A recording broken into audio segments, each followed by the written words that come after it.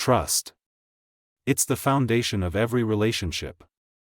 We build it slowly, brick by brick, believing it will protect us from the storms of life.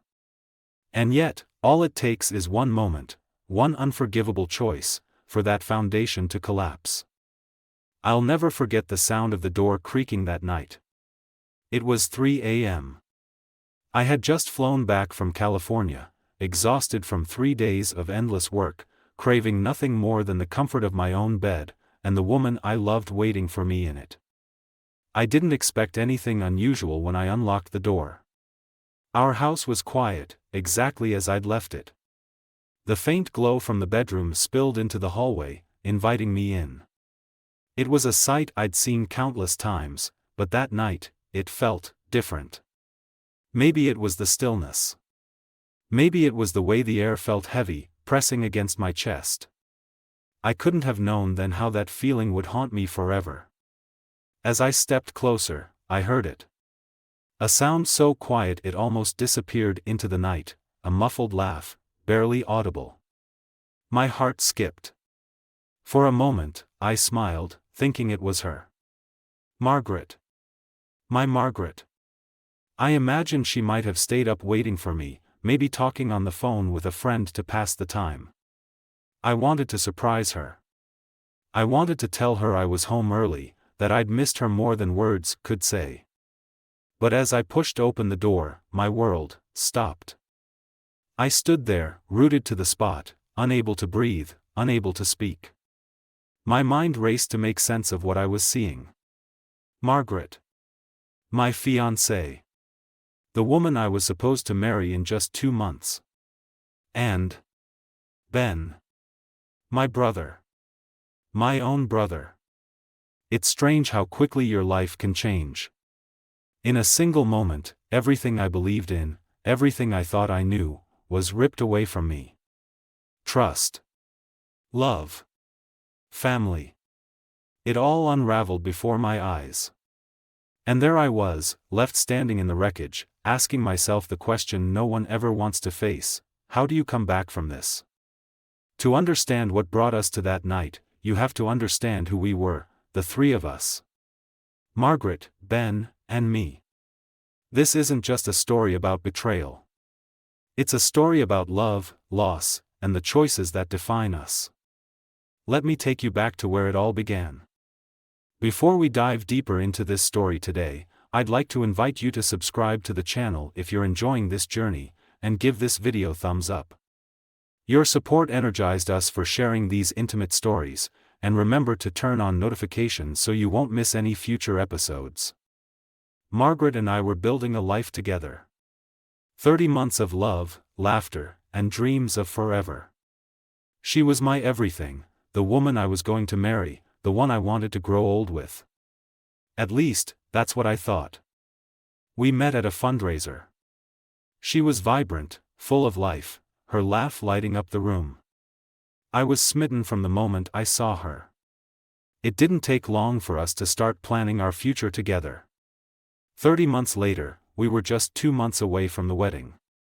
The happiest time of my life, or so I believed. As a gynecologist, my work demanded a lot of me.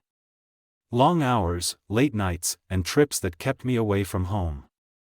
Margaret understood, or at least I thought she did. I told myself it was for us, for the life we were building together.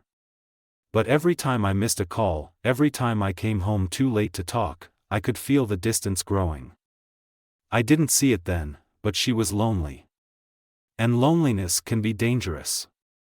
Ben came to stay with us for a work project in Ohio.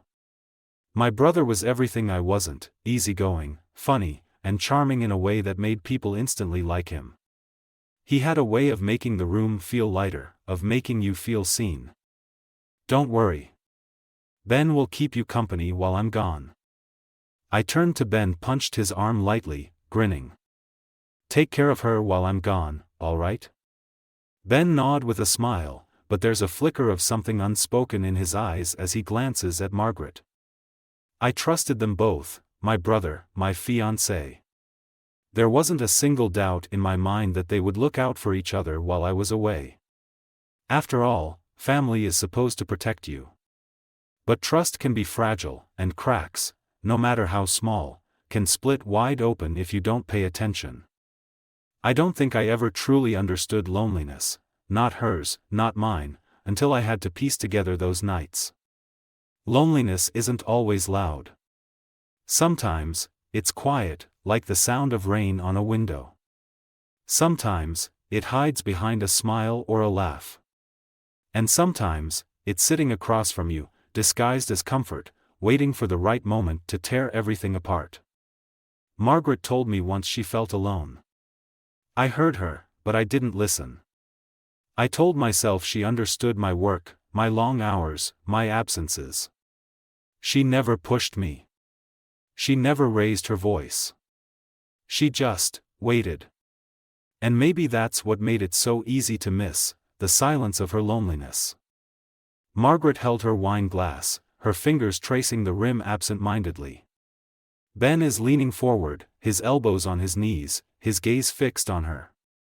She told him things she should have told me.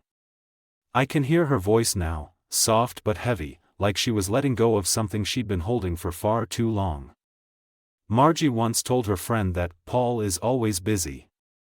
I know he has a lot on his plate, but sometimes, it feels like I'm not even part of his world anymore.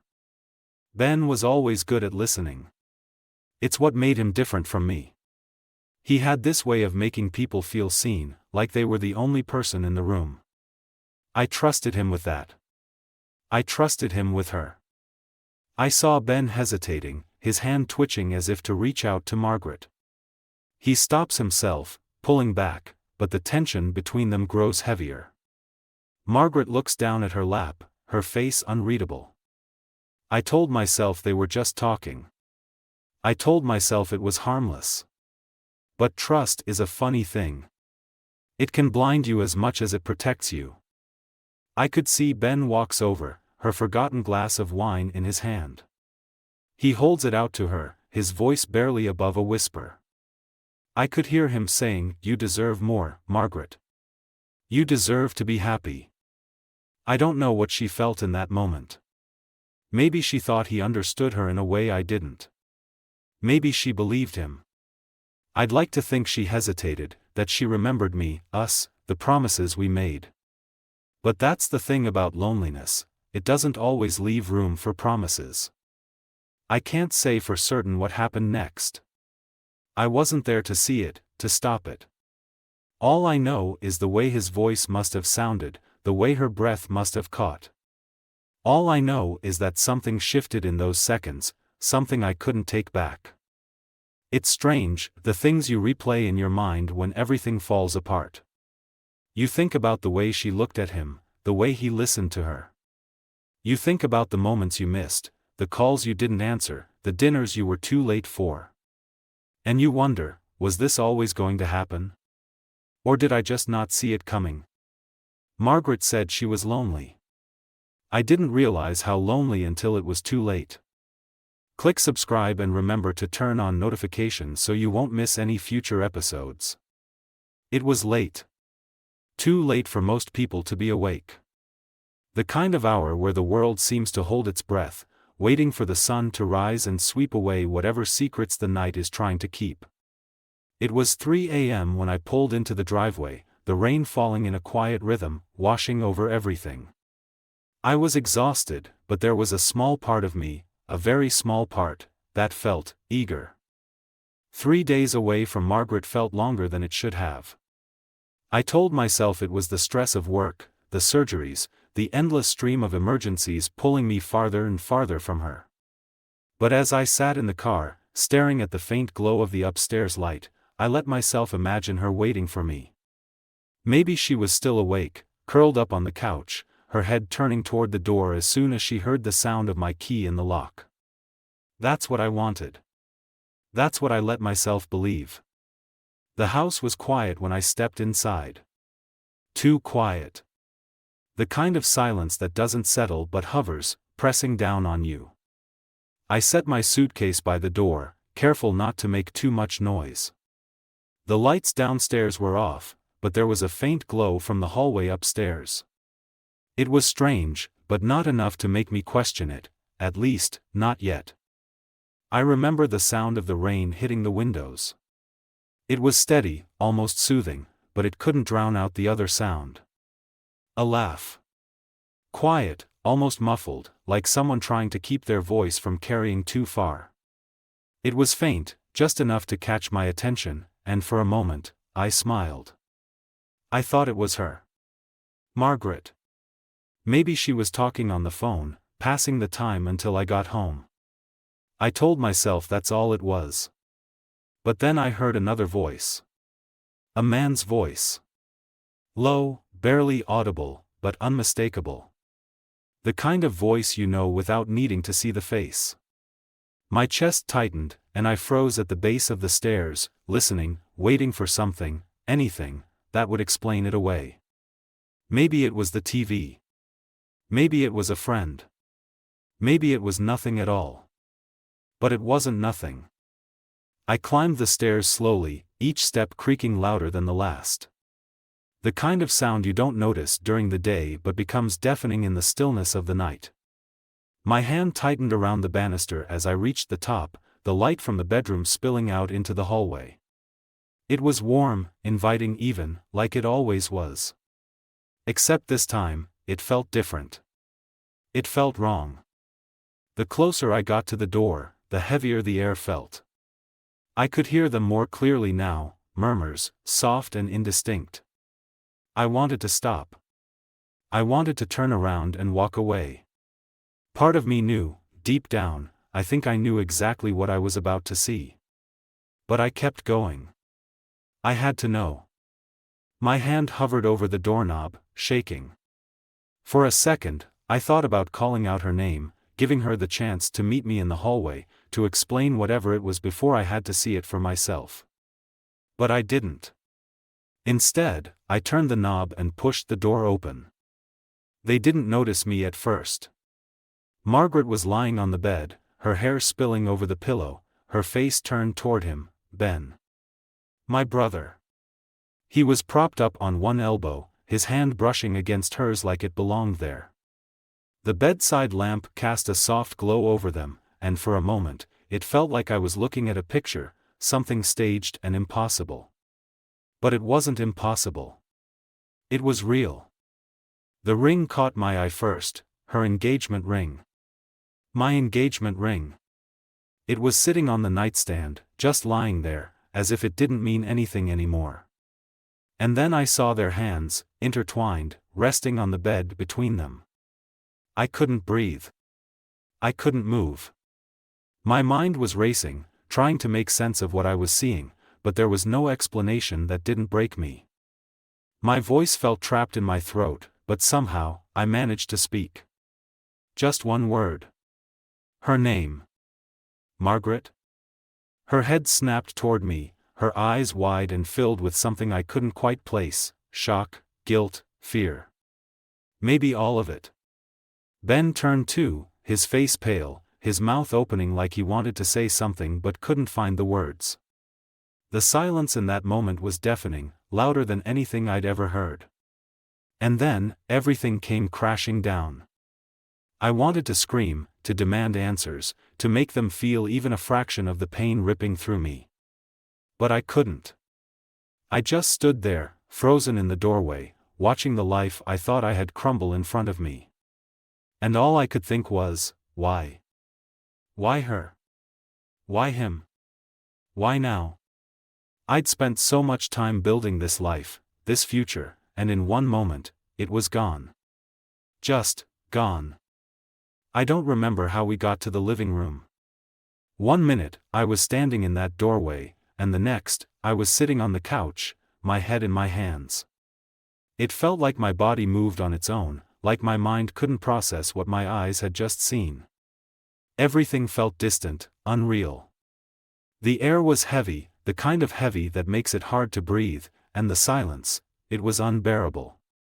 They were sitting across from me, Margaret and Ben. My fiancé and my brother. They couldn't look at me, not directly. Margaret stared at the floor, her hands clenched tightly in her lap, while Ben sat stiffly, his shoulders hunched forward, like he was trying to disappear into the chair. I wanted to speak, to say something, but no words came. What could I say? What could I possibly say to make sense of what had just happened? I wanted answers. I wanted to scream at them, demand to know why they'd done this to me, how they could look me in the eye and betray me like that. But some questions are too painful to ask, and even if I had asked, I wasn't sure I wanted to hear the answers. Margaret was the first to speak. Her voice was soft, shaky, barely above a whisper. I remember looking up at her, waiting for her to say something that would make it all make sense. But the words that came out, they didn't make sense. Not to me. What I heard her saying was, "You were never there, Paul." I felt invisible. Invisible. That word hit me like a punch to the gut. Invisible. I wanted to tell her she wasn't invisible, that she'd never been invisible, that everything I'd done, every late night, every missed call, was for us, for the life we were building together. But as I sat there, staring at her tear-streaked face, I realized she believed it. She truly believed she'd been invisible to me. Her voice cracked as she tried to explain, as if explaining would fix what was broken. She told me she didn't mean for it to happen, that she didn't plan it, that it just happened. She said she was lonely. Lonely. She said she needed someone to see her, to hear her, to remind her she mattered. And I wanted to tell her she did matter, she always mattered, but the words got stuck in my throat. How could I tell her that when she was sitting next to my brother, when she'd already turned to him instead of me? Then there was Ben. My brother. He couldn't even look at me. His hands were clasped together, his head down, his leg bouncing nervously like he wanted to bolt out of the room. When he finally spoke, his voice was low, full of guilt, but the words felt empty. Ben said, "I didn't mean for this to happen. I swear." He didn't mean for it to happen. I kept hearing that phrase over and over. He didn't mean for it to happen. What did that even mean? Did he not mean to be alone with her? Did he not mean to touch her, to kiss her? Did he not mean to lie in my bed, with my fiancé, and throw everything we had away? I wanted to scream at him, to make him feel even an ounce of what I was feeling, but all I could manage was one question, one that had been echoing in my mind since the moment I opened that door. I told him, "You were my brother. How could you?" He didn't answer. Maybe he couldn't. Maybe there was no answer that would make it better, no explanation that would make it hurt any less.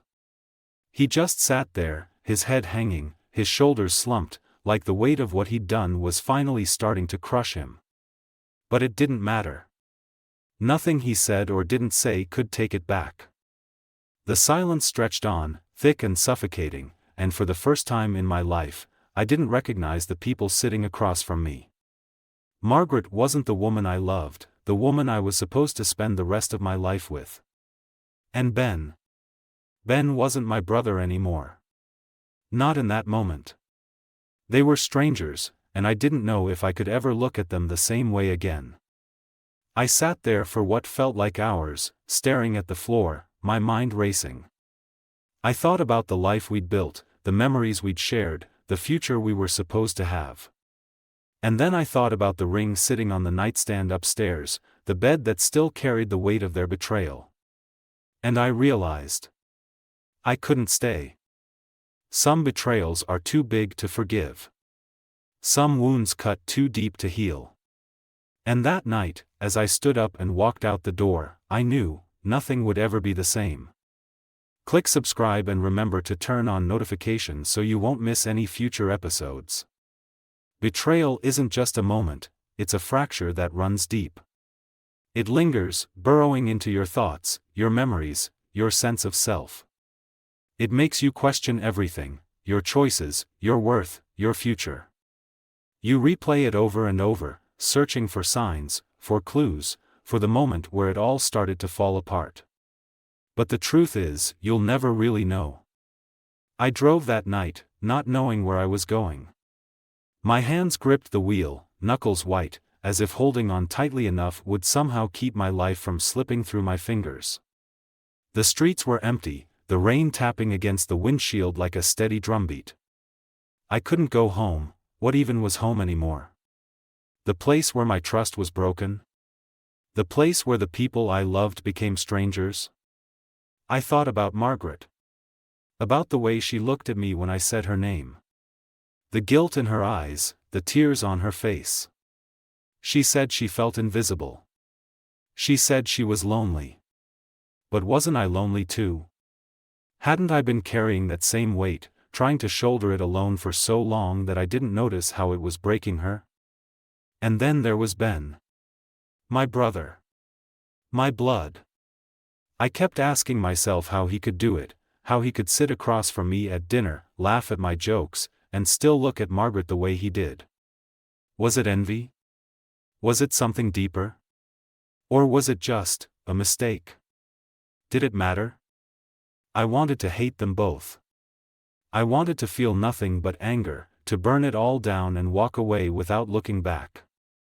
But that's not how betrayal works. It doesn't give you clean lines or easy answers. It wraps itself around you, tangling everything until you don't know where the hurt ends and the love begins. And that's what scared me the most. Forgiveness. It's a word people throw around like it's easy. Like it's a choice you can make with a snap of your fingers. But it's not. Forgiveness is messy. It's painful. It's letting go of something you have every right to hold on to. And the truth is, I didn't know if I could do it. Not for her. Not for him. Not for me. I imagine Margaret sitting there now, alone, staring at the same spot where we used to laugh, used to plan our future. I wonder if she's thinking about me, about us, about what we lost. Does she regret it? Does she wish she could take it back? Or does she tell herself it wasn't her fault, that I was the one who left, the one who couldn't stay? Then Ben packed his belonging. And Ben. I don't know if I'll ever see him again. I don't know if I want to. He was my brother. He was supposed to protect me, to have my back, to be my family. But now, he's just someone I used to know. Someone I trusted once, and someone I'll never trust again. They say time heals all wounds, but that's not true. Time doesn't heal anything. It just gives you space to decide what to do with the pain. Do you let it consume you? Do you let it change you, harden you, define you? Or do you find a way to move forward, even if it means carrying the scar with you? I don't have the answers. I don't know if I ever will. All I know is that betrayal is like a shadow. It follows you, lingers in the corners of your mind, and sometimes, it feels like it will never leave. But maybe that's the point. Maybe it's not about erasing the pain but learning to live with it, to let it shape you without breaking you. What would you do? If the people you trusted most in the world betrayed you, would you walk away? Would you forgive? Or would you let the pain consume you? I don't know where my story ends. Maybe I'll forgive them one day. Maybe I won't. But for now, all I can do is keep driving, keep moving, keep breathing, and hope that somewhere down the road, I'll find myself again. Because in the end, betrayal isn't just about what they did. It's about what you do next. Click subscribe and remember to turn on notifications so you won't miss any future episodes. Betrayal isn't just a story. It's a question. A question we all hope we'll never have to answer. But when it happens, when the people you trust most tear that trust apart, what do you do? Do you forgive them? Do you walk away? Or do you hold on to the pain, letting it shape the person you become? I've told you my story. Now I want to hear yours. Have you ever been betrayed by someone you trusted? How did it change you? Did you find a way to forgive, or are you still carrying the weight of it? I know these aren't easy questions. They weren't easy for me either. But sometimes, asking the hard questions is the only way we can begin to heal. So, tell me, what would you do in my shoes? Would you forgive the people who broke you? Or would you let them go and never look back? Forgiveness is a choice, but it's not always the right one. Sometimes, walking away is the only way to move forward. Other times, holding on to love, despite the hurt, is the bravest thing you can do. So, what would you choose?